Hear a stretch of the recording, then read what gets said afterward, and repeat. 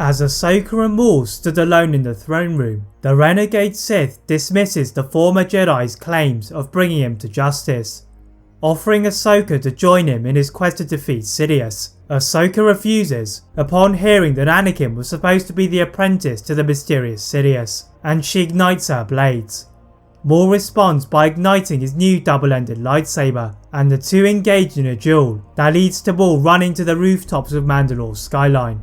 With Maul's commandos captured by the 501st Legion, Maul is already on his way to escape, but is met by the persistent Ahsoka. The two duel again, and Maul is able to disarm Ahsoka and gives her one last chance to join him. But she stubbornly refuses and turns the tide of the battle in one move, holding Maul in the air with the Force. After Ahsoka orders the clones to capture Maul, Ahsoka flees following Order 66, and they would not have a chance to settle their differences until they sought knowledge from the Sith Temple on Malachor. But what if Maul had not given one last chance to Ahsoka? What if Maul had killed Ahsoka on Mandalore? In this what if with the Channel Net Alliance, everything would have changed. Maul was about to leap into his ship when he felt the former Jedi Padawan Ahsoka Tano lurking behind him. The Zabrak knew that he would not be able to change Ahsoka's mind and decided he would make her regret her decision. The former Sith apprentice used his raw power even on the narrow beams of Mandalore's rooftops and removed one of Ahsoka's blades. Ahsoka stumbled back, and Maul used the hilt of his double-ended lightsaber to knock out the other lightsaber before impaling Ahsoka. Commander Rex saw Ahsoka falling and roared, running to catch her. The clone is too late, as Ahsoka's body fell loosely to the floor, and even if he was not a Jedi, Rex could sense her presence fading away. The other clones and the Night Owls gather around to mourn the loss of their commander, and carried her to the Central Command Center, where Rex tries to reach Commander Skywalker. The Jedi Knight had also felt the loss of Ahsoka, and through the hologram, the clones could see Anakin's eyes burning with rage. Against the orders of Master Windu, Anakin stopped spying on the Chancellor and leapt into his starfighter with R2-D2.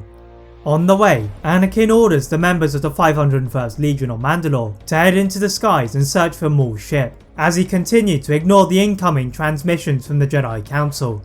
Anakin finally made it to Ahsoka's cruiser, and Rex brings the holograms of the Council to his attention. Mace Windu is furious at Anakin for denying a direct order from the Council, but Anakin picks up Rex's blaster and fires it at the holoprojector as one of the clones picked up a signal from a nearby ship. Anakin did not hesitate in declaring the ship to be Maul's, even if he could not see it, and ordered his clones to pull the ship towards them. It slowly crept into the hangar, and the clones had control of it, until Maul force pushed the canopy of the ship into their path. The clones flew back into the side of the hangar, but Anakin quickly apprehends Maul, using his hate he had built up. Anakin places his lightsaber to Maul's throat, whilst the recovering clones limit the Zabrak's movement. The Jedi Knight threatened Maul, asking him to give a reason to not kill him immediately, and he laughed at Anakin, mockingly claiming that they were already dead. Anakin looked to Maul in confusion, before Maul revealed that Sidious had planned to make Anakin his apprentice after Count Dooku. Anakin moved his lightsaber even closer to the throat of Maul, and he revealed that Darth Sidious had been under the noses of the Jedi for the entire war, in the form of Supreme Chancellor Palpatine. Anakin took a step back, scarcely believing what Maul had said. How could Maul accuse his friend Palpatine of committing such an act? Nevertheless, Anakin could not shake Maul's words from his mind, and asking Rex to keep Maul stunned, set the ship's coordinates for Coruscant. The Jedi Knight soon reached the footsteps of the Jedi Temple, and with Rex beside him, carelessly dragged Maul inside towards the Council Tower. As Maul was placed in the centre of the room, Windu looked at Anakin with disdain for giving into his anger, but still chose to awaken Maul. The former Sith apprentice struggles against his bindings, and is hysterical as he tells the Council about the mysterious Darth Sidious. Mace Windu sat back in his chair and looked at the other Council members, and their worst fears had been confirmed. The Jedi needed to move quickly to stop Palpatine's powers spiralling out of control, but Maul's laughter meant it was too late. Master Windu gathered the Council members outside of the room, leaving Maul to the mercy of the clones. The Jedi may be trapped by the Sith, but it wouldn't stop them trying to avoid defeat. That is it for part 1 of What If Maul Killed Ahsoka on Mandalore. If you'd like to see a part 2, and more Star Wars content, go check out the Netaline's channel and its videos.